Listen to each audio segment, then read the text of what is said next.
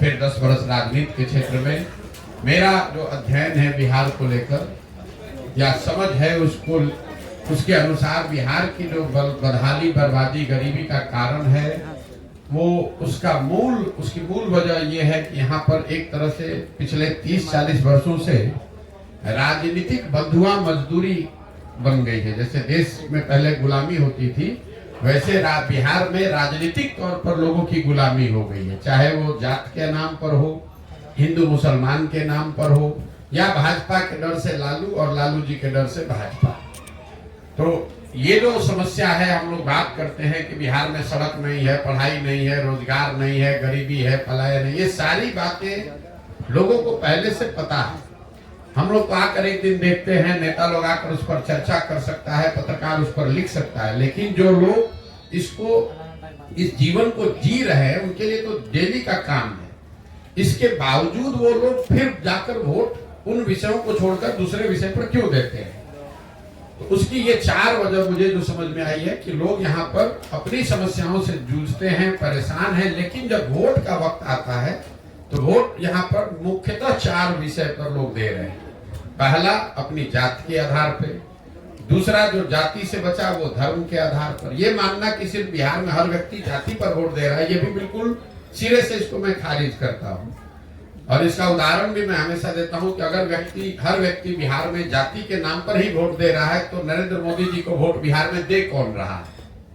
उनके जाति का तो बिहार में आदमी नहीं रहता है। तो ये दिखाता है कि हर व्यक्ति जाति के नाम पर वोट नहीं दे रहा है। जो व्यक्ति जाति के नाम पर वोट नहीं दे रहा है वो हिंदू मुसलमान विचारधारा, राष्ट्रवाद के नाम पर वोट दे रहा है।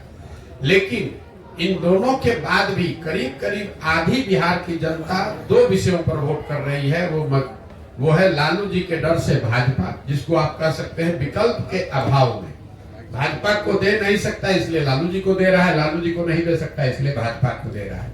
इन चारों चीज को अगर आप जोड़ दें तो आपको बिहार में 2/3 से ज्यादा जो वोट पड़ता है वो इन्हीं 4 वजहों से वोट पड़ रहा है। तो पदयात्रा का पहला उद्देश्य यही है कि गांव-गांव जाकर लोगों को ये बताया जाए कि आप चाहे जीवन भर अपनी समस्याओं के बारे में चर्चा कर लें, जब तक आप इनसे अलग हटकर अपने और अपने बच्चों के भविष्य के लिए वोट नहीं करेंगे, तब तक आपका भला होने वाला नहीं है। वोट आपको जिसको करना है कीजिए। इस पूरे पदयात्रा के दौरान मैं ये नहीं कह रहा हूँ कि वोट किसको कीजिए, मैं ये कह रहा हूँ कि आप वोट किस बात के लिए कीजिए।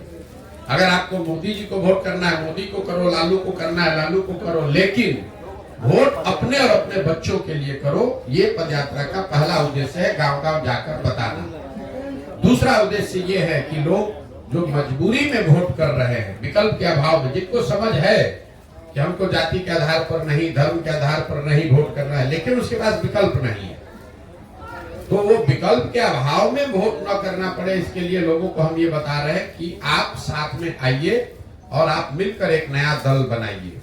कई लोगों को ये लगता है मेरे नजरिए से कि पहले नेताओं की, दलों की मदद करते थे, अब बिहार में ये क्या नया काम कर रहे हैं। तो मैं आपके जरिए से आपको और आपके दर्शकों को, बिहार की जनता को बताना चाह रहा हूं कि मैं नया काम कुछ नहीं कर रहा हूं। जो काम हम पहले कर रहे थे वही काम कर रहे हैं। पहले मैं नेताओं को, दलों को सुझाव देता था कि किस तरीके से अपने संगठन को, दल को व्यवस्थित कीजिए, कैसे आप किन मुद्दों को लेकर जनता के बीच में जाइए, कैसे प्रचार प्रसार कीजिए, कैसे चुनाव लड़िए, जीतिए। वही काम हम आज कर रहे हैं। फर्क बस इतना है कि पहले दल और नेता के लिए कर रहे थे, अब बिहार के समाज के लिए कर रहे हैं।